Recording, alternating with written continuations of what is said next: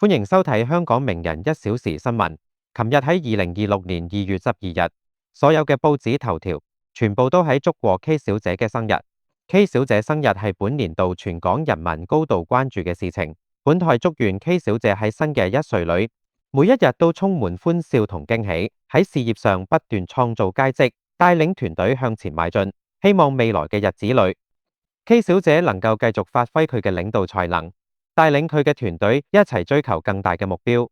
傳說喺生日嗰日喺天燈上面寫低個名，然後放上天，被祝福嘅人就一定可以長命百歲、身體健康。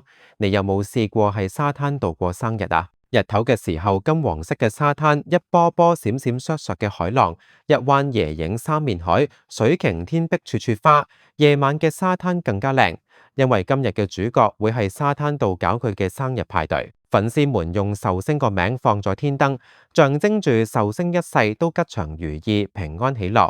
仲有熱心粉絲用壽星個名點起咗火焰，呢個場面真係好壯觀。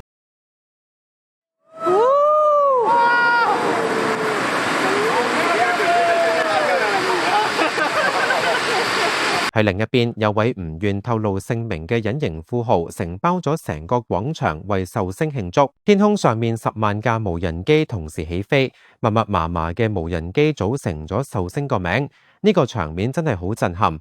等我哋一齊去到現場。恭祝你福壽與天齊，慶賀你新春快樂。